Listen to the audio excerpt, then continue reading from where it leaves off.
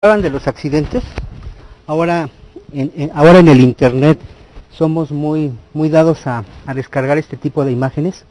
Lo más sorprendente es que muchos de estos pacientes llegan a nuestros hospitales y a veces no sabe uno si realmente este paciente puede sobrevivir o no.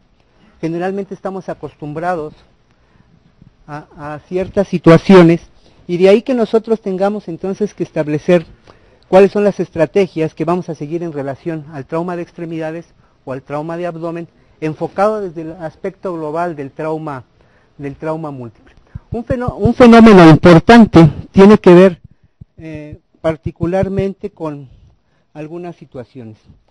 Desde hace algunas décadas, ya podemos decir, se implementó el protocolo de control de daños que venía manejándose desde principios de las guerras mundiales, y estos protocolos lo que condicionaron, lo que fueron desarrollando, realizando, al final de cuentas, como todo evento, ciertas complicaciones.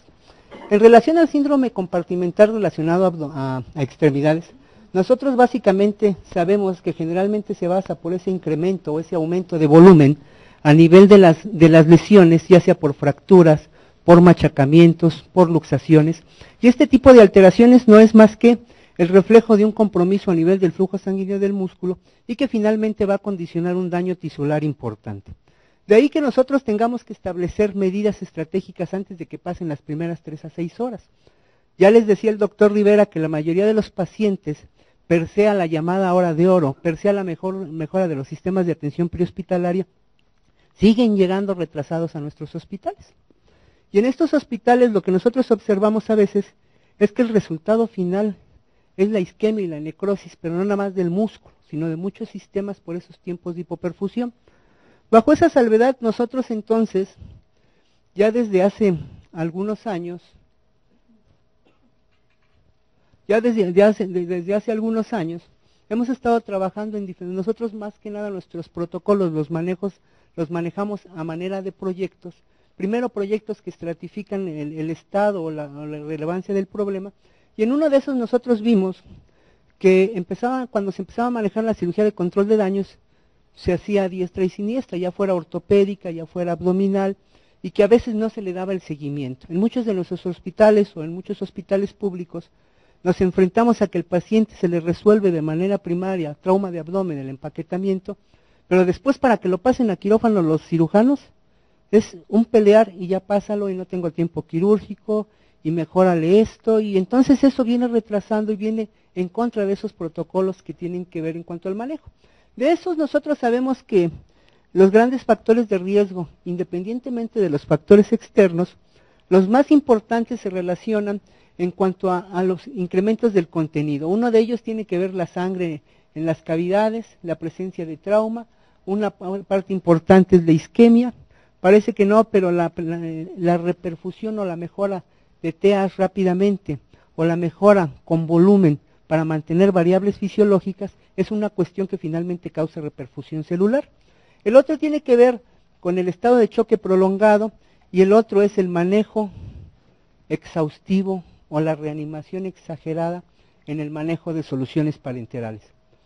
De esos factores, si nosotros tratáramos de entender en trauma de extremidades, nosotros sabemos que algunos de los factores que nosotros vamos a ir manejando son aquellos factores que tienen que ver directamente, como es el trauma, como es el compromiso vascular, como es la cirugía prolongada, y que de algunos factores que están relacionados directamente a la lesión o compromiso vascular en el caso de las extremidades, generalmente es el estado de choque y en algunas condiciones la cirugía de control de daños, es decir, la colocación de fijadores externos. De ahí que nosotros sabemos que en las primeras horas después de la lesión y la hipovolemia, el periodo de isquemia va a tener que ver en relación a las intervenciones o maniobras que vayamos realizando, y que la parte en cuanto a la fisiología celular, donde hay movimiento, es decir, hay un cambio en la brecha aniónica, tiene que ver directamente con la participación de las antinas oxidasas y la producción de algunos precursores antiinflamatorios. Parte de las estrategias tendrían que ver con qué vamos a tener nosotros. Ya les hablaban del edema. El síndrome de fuga capilar es pocas veces evaluado en los pacientes, es decir, hacemos reanimación hídrica, administramos soluciones, algunas de las guías de manejo manejan el uso nada más de soluciones de cristaloide, y lo que se está viendo desde las revisiones que hizo, por ejemplo, en el caso de abdomen, la Sociedad Mundial para Síndrome Compartimental Abdominal, habla de que el manejo exhaustivo con soluciones cristaloides no es idóneo, y que en esto se recomiendan, por ejemplo, soluciones balanceadas, cristaloides, coloides, cristaloides, coloides. Un efecto importante tiene que ver que si no resolvemos esto, hay edema, hay necrosis. Esto es un factor de riesgos para infección. Los propios precursores antiinflamatorios es un factor para disfunción orgánica y finalmente la muerte regional o la muerte sistémica. La siguiente, si yo soy el que manejo ahora, estoy uno acostumbrado no a la tecnología. Parte de las estrategias que nosotros manejamos o que a veces nos dicen es la medición a nivel de las fascias. La realidad que en el caso de las extremidades se dice que su diagnóstico es meramente clínico, y en el caso de pacientes en terapia intensiva con sedación, con manejo de relajantes, con estados de coma, con miorelajación, con narcosis, sí tenemos a veces, independientemente cuando queda la duda razonable, que establecer medidas de presión de esas fascias, y donde nosotros sabemos que un valor mayor de 30 es indicativo total de fasciotomías. Otros elementos que tienen que ver y que ya el doctor Villa tocará un poquito más adelante, tiene que ver con los famosos estudios de laboratorio, las relaciones en cuanto al reporte de CK, que a veces en los servicios de urgencias no se toma como una rutina, es decir, la rutina para ellos es glucosa, urea, creatinina, hemoglobina y pruebas de coagulación, y a veces en el caso del trauma múltiplo, el politrauma, este debe de ser un valor de oro para la viabilidad de algunas extremidades o de algunos órganos. Lo que nosotros hemos observado en una segunda fase de ese proyecto EPAD es que en el caso del trauma múltiple o la rabiomiolisis, un incremento geométrico de la CK nos habla de riesgo, es decir, cuando hablamos de geométrico decimos que si tenemos en el primer reporte 500 y en el siguiente tenemos 1000, sabemos que ya hay factores de riesgo para que desarrollen insuficiencia renal. Lo que sí nosotros sabemos es que cuando el incremento es algorítmico, es decir, que sube a 1000 y en la siguiente muestra es 10.000, sabemos que es indicativo inmediatamente de establecer medidas de control por el riesgo de falla renal, inclusive el riesgo de la extremidad, en base a algunas tablas que pocas veces se llegan a utilizar. En el caso de la rabiomiolisis muscular, un estándar de oro tiene que ver con la propia coloración de orina o los reportes de proteínas o miohemoglobina en orina.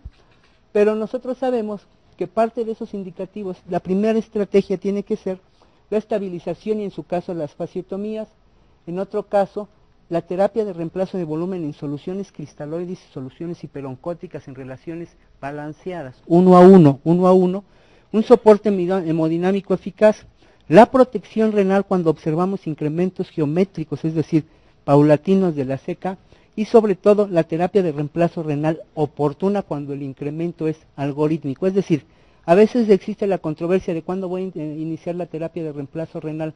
Generalmente puede ser dialítica o por vía abdominal o continua, y sabemos que una de las estrategias tendría que ser en forma inmediata, no cuando ya esté la falla renal, sino antes de que llegue esta falla renal.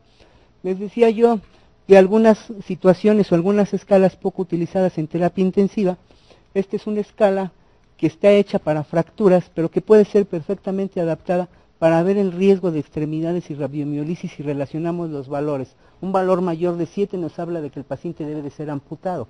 Nosotros nos enfrentamos generalmente a que llegue el cirujano plástico, o llegue el cirujano general, o llegue el ortopedista y la primera palabra dice, hay que esperar a que se delimite, o la palabra clásica es, vamos a darle una oportunidad a la extremidad. Generalmente terminan amputados y en ese proceso ya desarrollaron falla orgánica múltiple, ya desarrollaron insuficiencia renal, desarrollan procesos infecciosos in situ de las lesiones. Por eso es importante ir retomando algunas de las clasificaciones que se toman.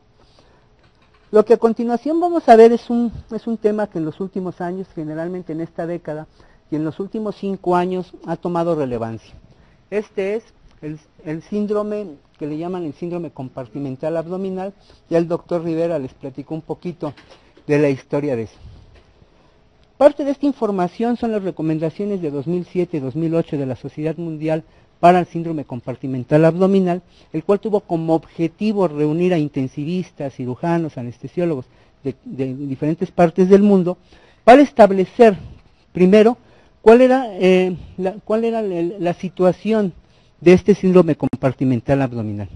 Sabemos que se reconoce generalmente en el paciente grave. Lo relacionan con morbilidad alta y con mortalidad alta. La variedad de definiciones ha llevado a contusiones de difícil comparación. Nosotros en estos días revisamos algunos artículos en los hospitales y veíamos que algún artículo del año 1995, en un estudio que habían hecho, hablaban en ese caso de un parámetro que era un valor mayor de 70 o manejar mediciones de presión intraabdominal con 75 a 100 mililitros de líquido. Es decir, hace más de 10 años se empezaba a hablar de ello sin tenerlo realmente bien fundamentado y lo único que daban eran datos elevados de presión intraabdominal porque todavía no tenemos conocimiento total de eso. El otro punto tiene que ver con la unificación en relación a las definiciones para ambos, es decir, hipertensión intraabdominal o síndrome compartimental abdominal. Y al final establecieron una serie de normas para la medición del compartimiento abdominal, partiendo de que muchos de los estudios que se habían hecho no habían podido ser comparados o evaluados, o los resultados no podían ser traspolados a otras unidades. De ahí que nosotros entonces tenemos que establecer como medidas o como estándares toda la serie de artículos que se han ido desarrollando. Algunos de los artículos que nosotros observamos, este es un artículo mexicano y este es un artículo mexicano. Nosotros tendríamos que establecer que en esa evolución, cada uno de los autores ha establecido el manejo de los diferentes grupos de pacientes. Por ejemplo, este estudio de Soto fue hecho en el Fernando Quiroz hace más de 10 años y fue enfocado a pacientes quirúrgicos. Este estudio de Baltasar en Centro Médico La Raza, reportado en la revista del AMPI de este año, nos habla en relación a pacientes quirúrgicos. Pero algunas otras series hablan en relación a pacientes de trauma mayor, de todo tipo de pacientes, en pacientes con reanimación mayor de 5 litros, pacientes con UCIs pediátricas o pacientes con pancreatitis severa. De ahí la frecuencia o lo importante de cada uno de esos estudios es que si ustedes se fijan, todos reconocen la incidencia de hipertensión abdominal o síndrome compartimental abdominal en más del 50% de los casos, exceptuando los pacientes que fueron vistos en UCIs pediátricas o los pacientes con reanimaciones hídricas mayores de 5 litros. Es decir, que en estos casos la incidencia, si sacáramos un promedio, es entre el 55 y 60%, independientemente de la serie de estudio o la patología. De ahí nosotros tendríamos entonces que establecer que algunos de los factores que son ampliamente reconocidos tienen que ver con la sepsis, tienen que ver con las cirugías abdominales por oclusión, tienen que ver con el paciente con trauma quemaduras, los pacientes con pancreatitis o ascitis, o los pacientes con cirugía abdominal programada que se complica. De ahí entonces la distribución de las frecuencias que nosotros tenemos, si vamos viendo, pues es más casi cerca del 50% para ellos. En este caso se maneja el 25% de los pacientes y así sucesivamente, ¿no? Lo relevante de estos es que aun cuando el síndrome compartimental no se relaciona como una complicación absoluta, sí debería de ser tomado en cuenta ya que se relaciona con muchos de estos factores. Estas son las guías que yo les comentaba. Vamos a revisar nada más rápidamente algunas de las definiciones que ellos proponen. Ellos proponen 12 definiciones o 12 puntos o 12 conceptos de partida para la identificación y conocimiento de lo que es el síndrome compartimental abdominal.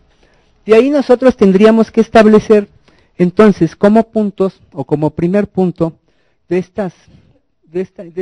las propuestas de este grupo de expertos. No me le pone ahí el silencio, por favor, porque creo que la grabé cuando estaba viendo mi telenovela. Yo también veo telenovelas. De ahí nosotros vemos, si vimos ahí el cartón, más o menos vemos el efecto de la presión intraabdominal que finalmente produce el síndrome de fuga capilar o la compresión de algunos de los sistemas, sobre todo el de los grandes vasos, circulación de aorta y vena cava. Y entonces nos dicen que la presión intraabdominal generalmente es la presión, esa es la presión del estado, es una presión en una fase oculta y que la elevación puede ser un hallazgo frecuente en UCI. Yo les preguntaría, de las diferentes unidades donde vienen, ¿en cuántos de ustedes se considera un procedimiento de rutina realizar la medición de presión intraabdominal? en Médica Sur, por acá. ¿De qué hospital viene, doctor? Del ABC. O sea, si se fijan, en la mayoría de nuestras unidades, entonces no se está haciendo como un procedimiento de rutina. Bajo esa salvedad, sabemos que este incremento de la presión aumenta y disminuye con la respiración, es decir, los propios cambios de presión intratorácica van a provocar cierto tipo de alteraciones. Algunos de los factores que pueden estar afectando esta presión intraabdominal tiene que ver en el trasplante de órganos sólidos o vísceras huecas, los espacios que ocupan las lesiones, ejemplo, los hematomas retroperitoneales, que son los menos abordados y los que pueden dar mayor número de complicaciones. El otro tiene que ver prácticamente con ascitis, sangre o líquido o tumores, o las condicionan o esas condiciones que limitan la expansión, como puede ser el propio edema o la fase de escaro o acartonamiento del paciente quemado. De ahí que nosotros entonces tengamos que establecer cuál es el valor de la presión de perfusión abdominal. Sabemos que la presión de perfusión abdominal es una relación entre la presión arterial media y la presión intraabdominal. De ahí que esta presión intraabdominal puede producir una falla orgánica dependiendo del tiempo que permanezca elevada y también dependiendo de la severidad o el rango de elevación. De ahí nosotros tendríamos que decir que su umbral no puede ser generalizado, es decir, cada paciente va a ser diferente. Por ejemplo, un paciente obeso, su umbral va a ser menor, porque la capacidad de distensibilidad del abdomen es menor que en un paciente no obeso. Y ahí tenemos que tener que dicen que la presión de perfusión abdominal puede ser considerada similar a la presión de perfusión cerebral en relación cuando no se valora la gravedad, sino tanto el flujo a nivel sanguíneo abdominal. El problema no es el compartimento, sino lo que provoca o la presión que ejerce a los órganos contenidos dentro de él. De ahí nosotros tendríamos que decir que esta presión puede ser de mayor valor que la propia PIA, que el pH arterial, el déficit de base, pero un fenómeno importante tiene que ver que cuando encontramos esa presión de perfusión abdominal mayor de 60 mililitros a un ritmo mayor de 60 milímetros de mercurio, sabemos que el índice de sobrevida puede ser hasta cierto punto garantizado con intervenciones adecuadas. El otro tiene que ver con los gradientes de perfusión. Ya les hablaba el doctor Rivera que uno de los problemas es aparentemente insuficiencia renal no explicada. Se dice que está directamente relacionado con el efecto que produce y generalmente se dice que la presión intraabdominal es inducida o puede ser como una de las causas de insuficiencia renal. El valor tiene que ver con la presión de filtración glomerular, que puede ser la relación entre la presión de perfusión abdominal o la presión arterial media y su relación con una relación menor de la presión intraabdominal. Bajo esas salvedades, entonces nosotros sabemos que la oliguria es uno de los principales signos vistos u observados cuando existe presión intraabdominal elevada. Un dato importante es que a veces, per se a que nosotros observemos un abdomen distendido, per se a que tratemos de hacer mediciones, yo les podría poner el ejemplo, en nuestro hospital, a veces trabajamos en mucha correlación con el equipo de cirujanos, y a veces ellos gentilmente, cuando hacen procedimientos laparoscópicos, hacen mediciones de la presión intraabdominal a la hora que introducen los catéteres o las ondas del laparoscopio y lo conectan al manguillo y les da presiones. Sin embargo, un poquito más adelante vamos a ver por qué no es recomendable, por qué no tienen tanto valor ese tipo de mediciones. A veces otra técnica es que dicen, vamos a medirle el perímetro abdominal. El mismo tiempo que se tarda uno en medir el perímetro abdominal, que no tiene ninguna validez diagnóstica, es lo mismo que nos podríamos tardar en hacer la medición de la presión intraabdominal. De ahí que nosotros sabemos que generalmente se dice que su valor predictivo es elevado, es decir, es mayor del 70%, y estas mediciones son sencillas, no requieren gran tecnología, se pueden hacer con transductores o mediante una regla como tomar la PVC cuando no se hace monitoreo, y que son soluciones baratas que nos pueden predecir cierto tipo de problemas en los pacientes. La norma de referencia generalmente que se considera la presión en la presión intraabdominal es la presión medida a nivel transuretral, es decir, tomada de la vejiga con la administración de 25 mililitros de solución. El paciente se pone en posición de cúbito, se puede poner en posición supino, y generalmente hay que evitar las posiciones semifold. Este es un paciente, por ejemplo, con pancreatitis, que tardaron 3 días en decidir el procedimiento quirúrgico y lleva con nosotros cerca de 30 días en la terapia intensiva, cuando su fenómeno pudo haber sido resuelto en forma más oportuna, ¿no? De aquí nosotros entonces tendríamos que decir que algo que tenemos que tener en cuenta, que este consenso o esta reunión de expertos estableció valores que son recomendables para el manejo de los pacientes, con la salvedad de que estos pueden tener variaciones. Y ahí nosotros sabemos que en un adulto normal no excede los 5 milímetros, en cualquier paciente en la UCI, nada más por el ventilador o el propio manejo, puede tener o puede variar de 5 a 7, pero el paciente posoperado de la aparatomía va a estar entre 10 y 15, el paciente con choque séptico lo vamos a encontrar en 10 a 25, y el paciente con abdomen agudo generalmente es el valor. Se dice que un valor por encima de 15 milímetros de mercurio constante, finalmente nos va a llevar a la falla orgánica múltiple. De estas definiciones tendríamos que establecer a la hipertensión abdominal, donde dice que un valor mayor de 12 ya nos habla de hipertensión, no así de síndrome compartimental, y que de estos valores solo cuando se trate que es mayor, cuando excede de 20 a 25, sabemos que ya el paciente requiere otro tipo de intervenciones que vamos a ver un poquito más adelante, y que de estas una presión constante por más de 3 a 6 horas, es decir, un incremento de presión mayor de 25, o no tenemos a veces que esperar a 25, pero ya mayor de 15 o 20, por más de 3 a 6 horas, es un paciente que está en riesgo o en peligro. De ahí que nosotros tendríamos que establecer los grados, grado 1, 12 a 15, grado 2, 16 a 20, el grado 3 de 21 a 25 y el grado 4 mayor de 25. Estas son algunas de cómo se estratifican, es decir, cuando es de causa primaria, se habla de lesiones o enfermedades en la región abdominal, el caso del trauma, de la ascitis o del líquido, o de tumores abdominales. El otro tiene que ver con estos síndromes, bueno, ya sé, aquí esta era, es que me regresé creo. Bueno, aquí lo que nosotros podemos observar, esta se nos pasó, es que generalmente lo que yo les comentaba, cuando eso tenía mayor de 20, sabemos que la presión de perfusión activa menor de 60 milímetros de mercurio, es decir, la presión de perfusión abdominal, puede presentar esta diferente serie de trastornos, disfunción orgánica, acidosis, oliguria, hipercapnia, pero sobre todo alteraciones en la presión de vía aérea.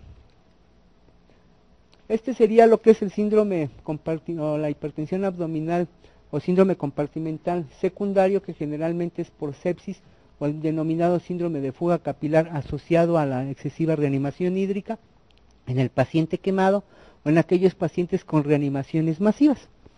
De ahí que nosotros entonces tenemos que establecer que cuando hablamos de eventos recurrentes es cuando se desarrollan después de los procedimientos quirúrgicos, el ejemplo el paciente con manejo de sistemas VAC, pero el más importante de ellos tiene que ver en el paciente con cirugía de control de daños, es decir, que hay cierres primarios y afrontamientos, y que a veces esa podría ser una buena herramienta para decidir cuándo realmente reintervenir al paciente cuando existen condiciones de alarma por un síndrome compartimental abdominal. De ahí que los diferentes eventos fisiopatológicos que platicábamos, en primer lugar tiene que ver con la reanimación hídrica, la fuga de líquido al tercer espacio y el edema intestinal. Si nosotros observamos, pues generalmente va a provocar esto por lo que es el llamado síndrome de fuga capilar. Después nosotros sabemos que esa propia eliminación del líquido por parte de membranas generalmente llega hacia caja torácica. Este evento finalmente son eventos ocupativos, va a estar incrementada la presión no solo a nivel abdominal, sino también a nivel de los compartimentos de tórax, y que finalmente eso va a provocar isquemia, va a provocar hipoperfusión. La propia compresión generalmente provoca alteraciones o disminución del flujo por vena cava, lo cual reduce los flujos sanguíneos, reduce el gasto cardíaco, reduce el retorno, reduce el flujo a nivel de los órganos, y todo esto nos va a llevar a falla orgánica múltiple. Esto generalmente no es más que esto, un círculo vicioso. Mientras no resolvamos uno, no podemos resolver el siguiente. De ahí que nosotros entonces tendríamos que ver que esa fuga de líquido generalmente va a estar incrementando las presiones a nivel de los órganos contenidos, pulmón, corazón, grandes vasos, y que finalmente el resultado por isquemia y hipoperfusión es el daño a nivel de estos órganos. Decíamos por qué medir la presión intraabdominal a nivel de transuretral. Si nosotros observamos, generalmente las presiones por la posición de la vejiga, las presiones se transmiten por la propia membrana de la vejiga en forma más uniforme, por eso se ha determinado que estas mediciones tienen mayor validez. Algunos de los resultados tienen que ver con recomendaciones en cuanto al manejo. Parte de eso establece los primeros puntos que siempre tienen que considerarse la etiología y la situación clínica del paciente. La intervención deben de irse aplicando como recomiendan según ellos en forma gradual. De ahí lo importante que nosotros tendríamos que establecer es que si nosotros en primer término tenemos una presión intraabdominal ya mayor de 12, tenemos que empezar a establecer una serie de intervenciones. Ellos lo dividen en cada una de estas intervenciones en 5 fases. De estas fases ahorita las vamos a ver un poquito más detenidamente, y lo que ellos recomiendan es ir siguiendo un paso uno a uno. Si se fijan así, pues son un montón, ¿no? Yo ya cuando veo esta, o cuando estoy viendo esta, a lo mejor ya se me olvidó que tenía que hacer en la siguiente. Entonces, a veces son procedimientos que nosotros realizamos de rutina, y que entonces si nosotros tratáramos de establecer, por ejemplo, en la primera recomendación que ellos dan, que es evacuar el contenido intraabdominal, es tan fácil como insertar una sonda gástrica, una sonda rectal, iniciar el uso de prococinéticos, inclusive si está el paciente con nutrición enteral, minimizarla, si en caso necesario considerar una colonoscopia descompresiva, inclusive la administración de enemas, o finalmente cosas tan sencillas como suspender la nutrición, ¿no? El otro que tendríamos que evaluar, por ejemplo, es la evacuación por lesiones ocupativas. Pues tenemos que identificar el FAS, es una buena alternativa, o los estudios tomográficos, identificar las lesiones, realizar drenajes por catéter percutáneo si el tipo de lesión no lo permite, el tipo de contenedor, y en su caso la conducta quirúrgica evacuatoria. Y de ahí nosotros también podríamos establecer, lo que ya decíamos, es mejorar la distensibilidad de la pared, es decir, una adecuada sedación, una adecuada analgesia, el retiro generalmente de esos apósitos o vendajes que se ponen, sobre todo en las escalas abdominales por pacientes quemados, el evitar el decúbito prono con cabeceras mayores de 20 grados, aunque aquí viene la contradicción en relación al control o prevención de neumonías. El otro tiene que ver con considerar en invertir la posición en tren de Lemur y considerar el uso de bloqueadores neuromusculares cuando no vemos mejoría.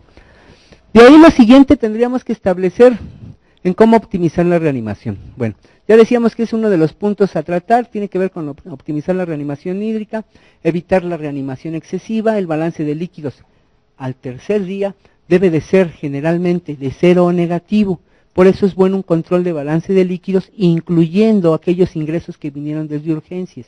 En muchas de nuestras unidades el balance de líquidos se enfoca al manejo dentro de la unidad, y se nos olvida todo lo que pasó antes o todo lo que pasa en los momentos quirúrgicos. Otro punto que tendríamos que tocar tendría que ver con la optimización de las posiciones o de la perfusión sistémica. La meta está dirigida a una reanimación, a mantener una presión de perfusión abdominal mayor de 60. El monitoreo hemodinámico invasivo puede ser una guía adecuada en este tipo de pacientes, y el uso de vasoactivos para mantener una presión de perfusión abdominal mayor de 60. De ahí que nosotros entonces tengamos que establecer que cuando todas estas fallan, pues entonces es cuando el tratamiento médico es refractario y tendremos que hacer uso de una descompresión quirúrgica. Toda esta guía no es más que una guía que no dura más de 12 o 24 horas, es decir, no podemos esperar, esa es la intervención médica. Nosotros sabemos que lo más importante son soluciones de control con medidas específicas, y lo más importante es que se ha comprobado que un control adecuado de la presión intraabdominal puede reducir o mejorar la sobrevida de los pacientes. Eso es todo, muchas gracias.